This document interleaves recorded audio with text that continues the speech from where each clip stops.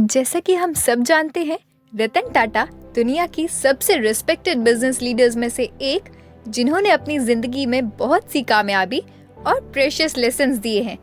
चाहे वो रेजिलियंस हो, ह्यूमिलिटी हो या इंटेग्रिटी, उनका सफर हमेशा विजडम से भरा हुआ है। सो आज के वीडियो में हम उनके कुछ सबसे पावरफुल लेसन्स को एक्सप्लोर करेंगे, जो हम सबको अपनी जिंदगी के पर्पस और स्ट्रेंथ के साथ नेविगेट करने का रास्ता दिखाते हैं।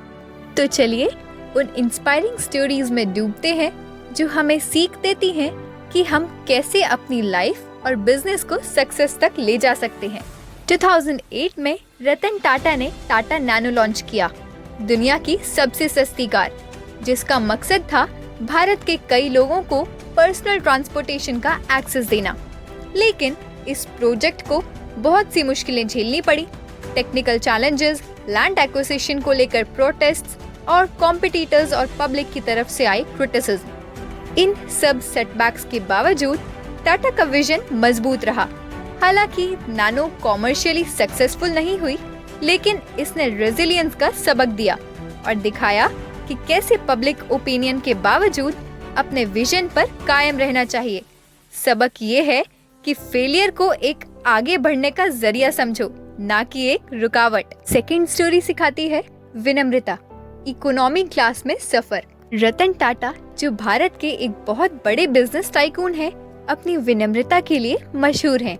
एक इम्पोर्टेंट इंसिडेंट तब का है जब एक इकोनॉमी फ्लाइट के पैसेंजर ने देखा कि रतन टाटा जी बिना किसी शोर शराबे के उनके बीच इकोनॉमी क्लास में बैठे हैं, बिना किसी खास ट्रीटमेंट के। ये सिंपल एक्ट दिखाता है कि सक्सेस का मतलब ये नहीं है कि इंसान अपनी ह्यूमिलिटी को खो दे।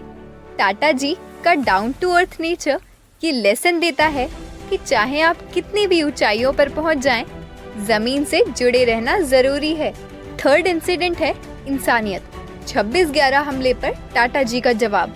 2008 के 26/11 मुंबई हमलों के दौरान ताजमहल पैलेस, जो टाटा ग्रुप का है, एक प्राइम टारगेट था।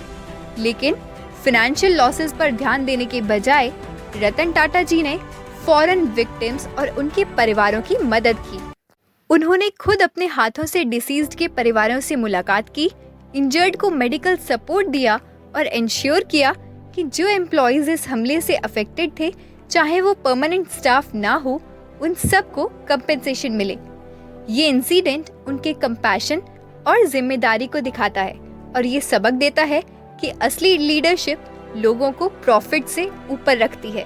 देन द फोर्थ स्टोरी, ईमानदारी, रिश्वत ठुकराना। 1990s में जब Tata Motors passenger car market में एंट्री करना चाह रहा था, तो एक मिनिस्टर ने अप्रूवल्स के बदले रिश्वत मांगी। रतन टाटा ने सीधा रिश्वत देने से इनकार कर दिया और प्रोजेक्ट को डिले करना बेहतर समझा। ये इंसिडेंट उनकी ईमानदारी को दर्शाता है।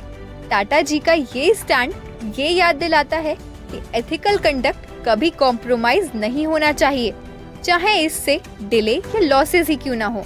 फिफ्थ लेसन है रिस्क लेना, जैगुआर और लैंड रोवर का एक्विजिशन। बात 2008 की है, जब ग्लोबल फाइनेंशियल क्राइसिस चल रहा था। रतन टाटा जी ने एक बहुत बोल्ड डिसीजन लिया कि वो ब्रिटिश ब्रांड्स जैगुआर और लैंड रोवर को एक्वायर करेंगे। बहुत लोगों ने इस फैसले पर सवाल उठाए, क्योंकि ये ब्रांड्स उस वक्त स्ट्रगल कर रहे थे। लेकिन टाटा जी के लीडरशिप के नीचे JLR ने तरक्की की और प्रॉफिटेबल वेंचर्स बन गए। ये इंसिडेंट उनकी विजनरी रिस्क टेकिंग एबिलिटी को दिखाता है और ये सबक देता है कि कैलकुलेटेड रिस्क लेने से बड़े रिवॉर्ड्स मिलते हैं, जब आप अपने डिसीजंस के पोटेंशियल पर यकीन रखते हैं। तो ये थे दोस्तों हमारे 5 रियल लाइफ केसेस।